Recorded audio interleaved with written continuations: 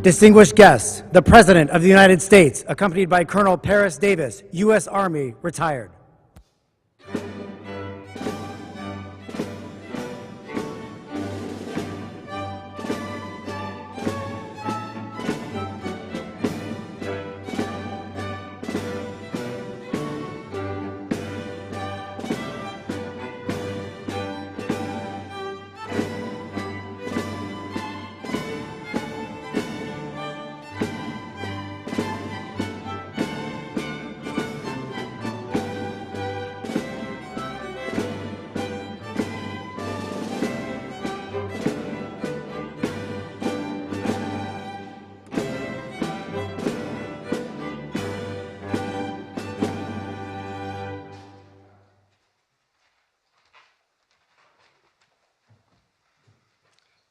The psalmist of old writes, "Praise be to the Lord my rock, who trains my hands for war, my fingers for battle.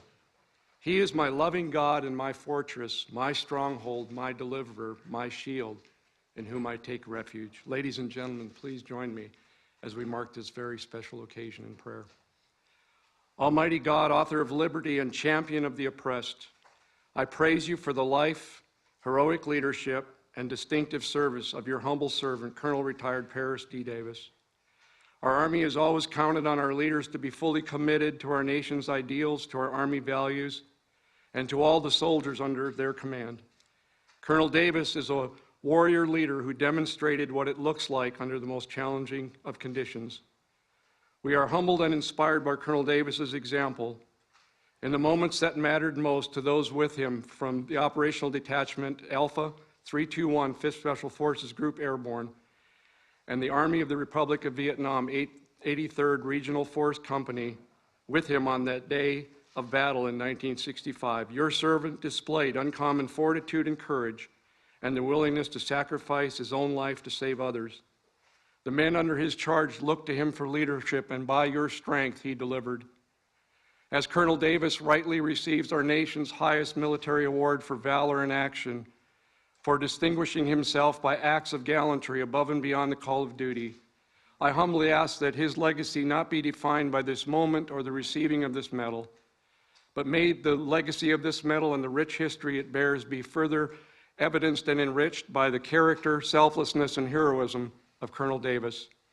And may his life, which has been marked by a commitment to you and a sacred commitment to all that freedom-loving people cherish and hold dear, serve as a continued beacon of inspiration for all who witness today's activities and learn of his courageous actions under fire. Finally, may this ceremony serve as a testament of hope for the world's oppressed and as a terrible warning to the oppressor, because our nation still has men and women like Colonel Davis in our ranks, across our military services, who stand ready to step into the breach. We thank you, O Lord, for this reality. It is in your most holy name I pray. Amen. Amen.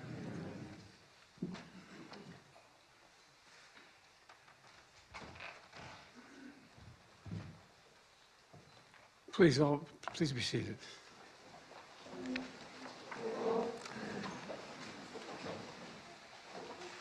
I have to say at the outset, I've had the great honor, and we have other Medal of Honor recipients here, and that I've been able to give one of those medals, and we have 5 here, but this, Secretary, may be the most consequential day since I've been president.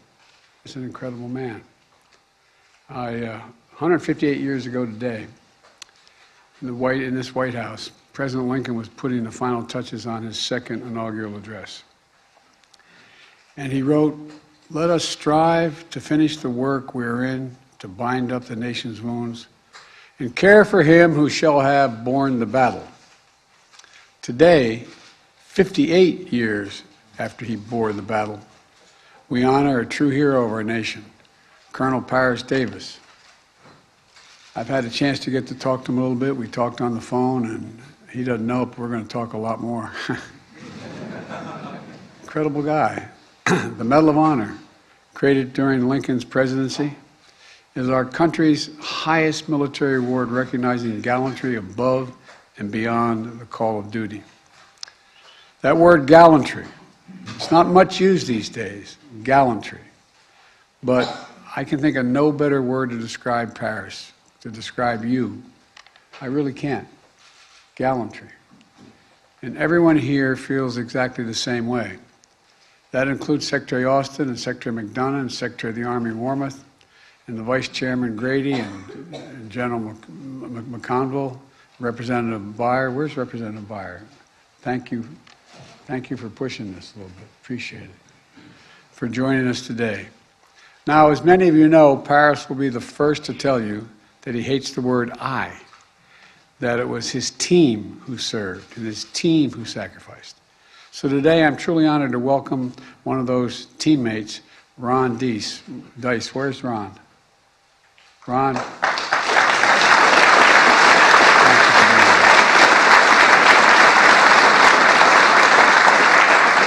He was the airborne spotter for that team. And it was only a few days ago, right? I also want to thank previous Medal of Honor recipients who are here, who joined us to recognize their brother-in-arms, Leroy Petrie, William Swenson, Melvin Morris, Matthew Williams, and Earl Pumley. Stand up, guys.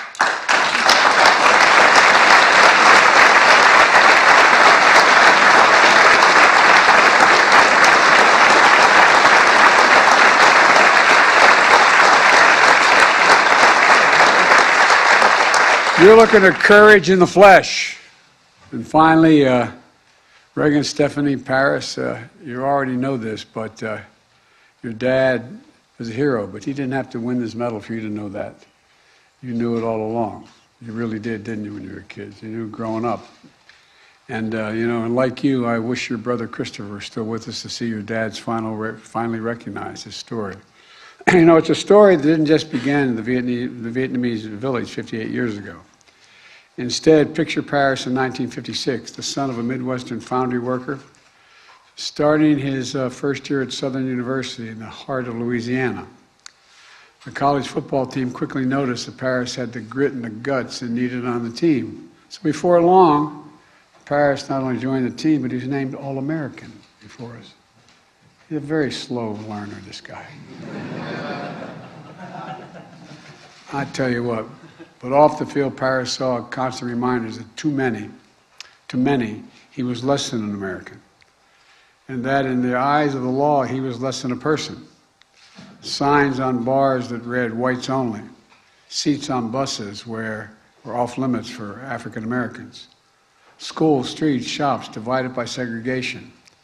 Paris endured all of this and still chose to join his college ROTC unit, volunteering to serve a country that in many places still refused to serve people who looked like him.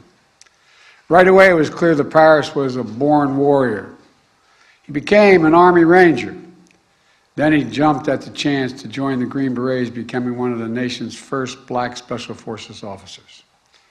Paris liked the Green Berets because they were elite. It wasn't just, as Paris once said, Joe here, Joe there. By the way, it didn't offend me you said Joe here, Joe there. You know what I mean? That didn't bother me. But the Green Berets, like our country then, weren't free from discrimination either. People pulled Paris aside to warn him, are you sure you want to join? There aren't a lot of people like you, look like you in this outfit. Well, remember, this was only 14 years after President Truman desegregated our military, only 14 years later. But Paris didn't listen to them, and thank God he didn't. Paris helped write the history of our nation.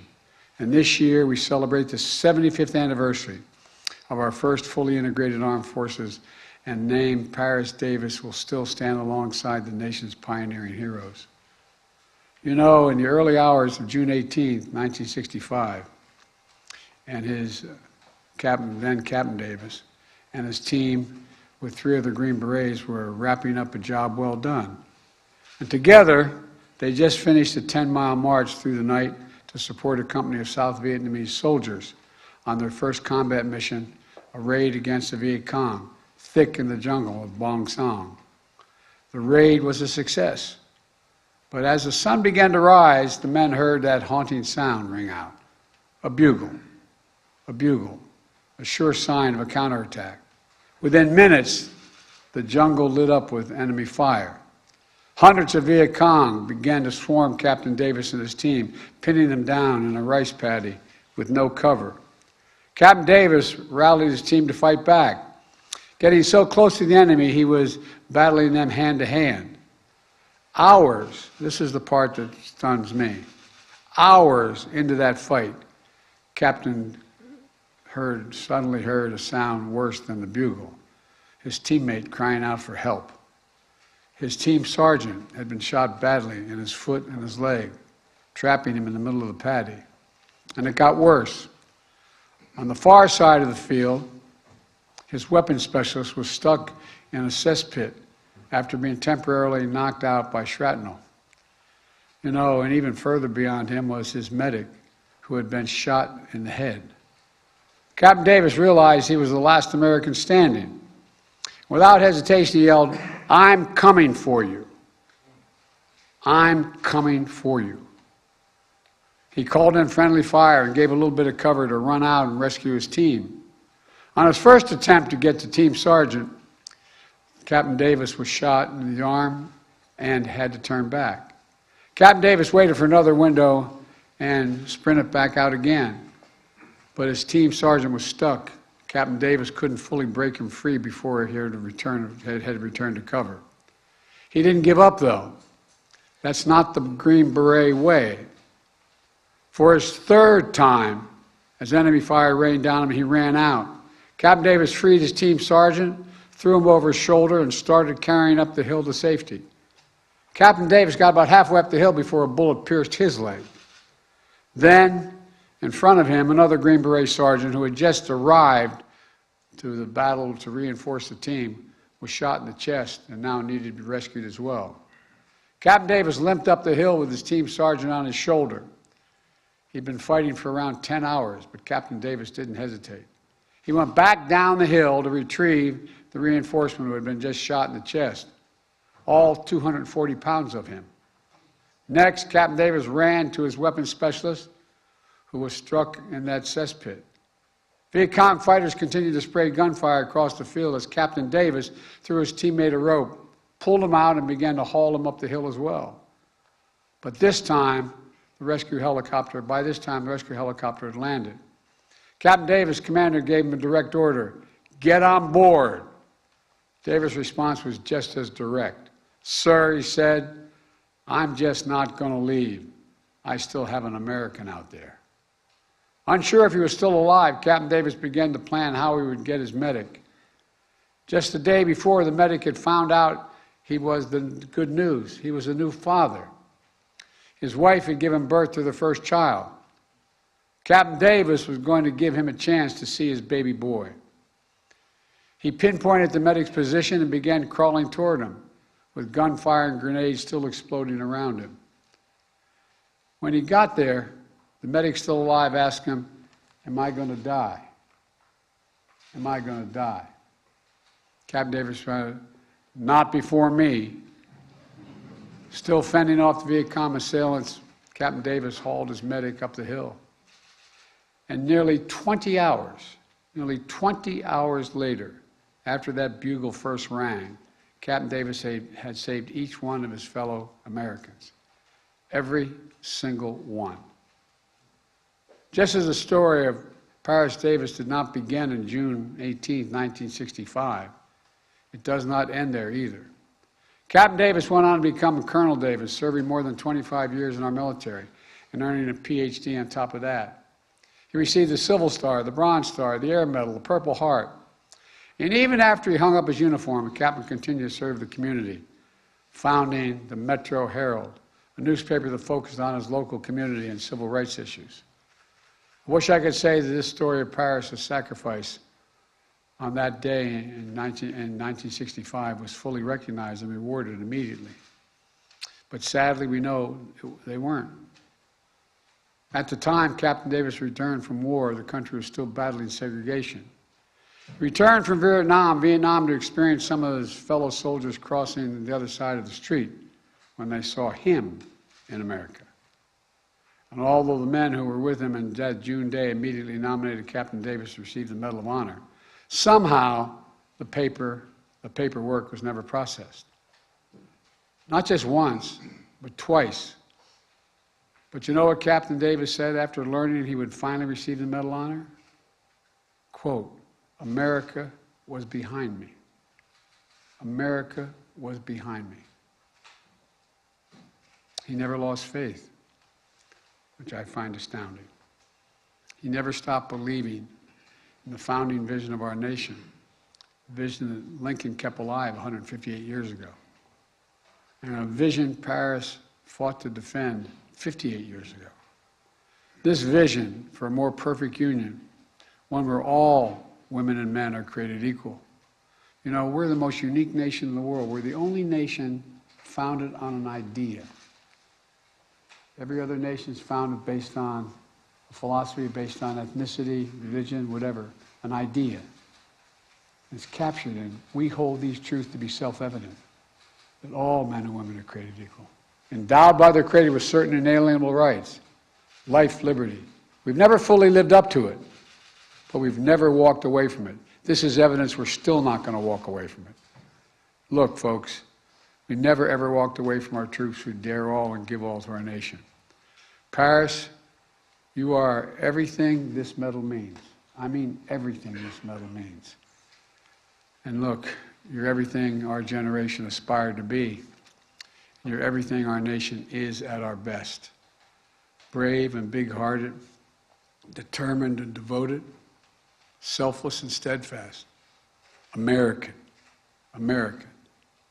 And now, at long last, it's my great honor to ask Lieutenant Colonel Rowe to read the citation.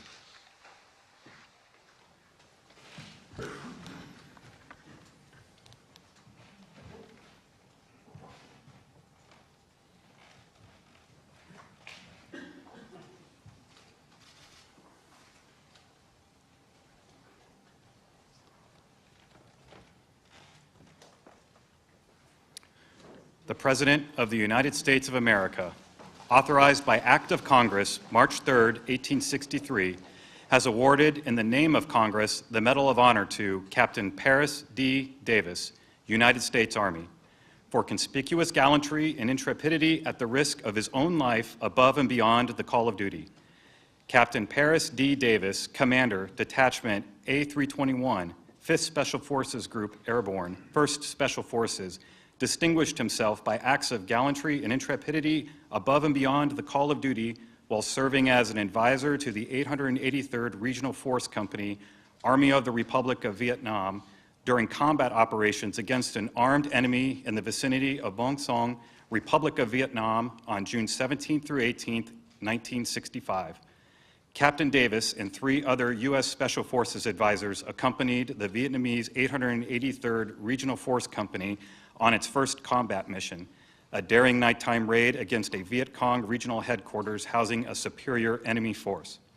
Captain Davis' advice and leadership allowed the company to gain the tactical advantage, allowing it to surprise the unsuspecting enemy force and kill approximately 100 enemy soldiers. While returning from the successful raid, the Regional Force Company was ambushed and sustained several casualties. Captain Davis consistently exposed himself to the hostile small arms fire to rally the inexperienced and disorganized company. He expertly directed both artillery and small arms fire, enabling other elements of the company to reach his position. Although wounded in the leg, he aided in the evacuation of other wounded men in his unit, but refused medical evacuation himself. Following the arrival of air support, Captain Davis directed artillery fire within 30 meters of his own position in an attempt to halt the enemy's advance. Then, with complete disregard for his own life, he braved intense enemy fire to cross an open field to rescue his seriously wounded and immobilized team sergeant. While carrying the sergeant up a hill to a position of relative safety, Captain Davis was again wounded by enemy fire. Despite 2 painful wounds, Captain Davis again refused medical evacuation, remained with the troops, fought bravely, and provided pivotal leadership and inspiration to the Regional Force Company as it repelled several Viet Cong assaults on their position over a period of several hours. When friendly reinforcements finally arrived, Captain Davis again refused medical evacuation until he had recovered an U.S. advisor under his command who had been wounded during the initial ambush and presumed dead. While personally recovering the wounded soldier, he found him severely wounded but still clinging to life. Captain Davis directed the helicopter extraction of his wounded colleague, not leaving the battlefield himself until after all friendly forces were recovered or medically evacuated. Captain Davis' heroism and selflessness, above and beyond the call of duty at the risk of his own life, are in keeping with the highest traditions of military service and reflect great credit upon himself, his unit, and the United States Army.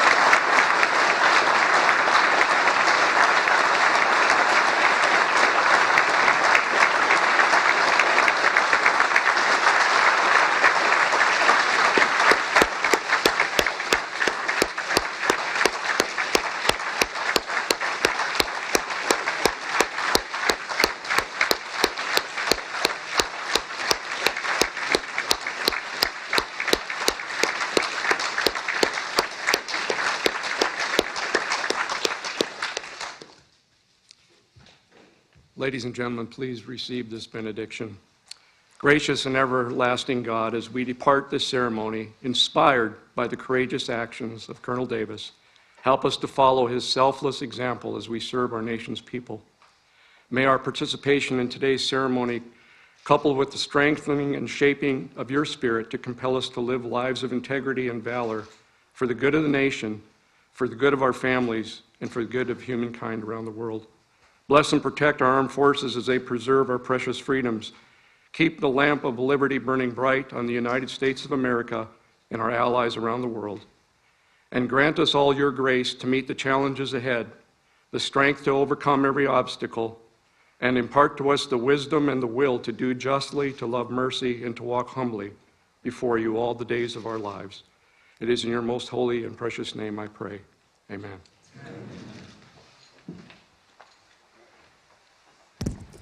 Distinguished guests, please remain in your seats as the President departs. Thank you.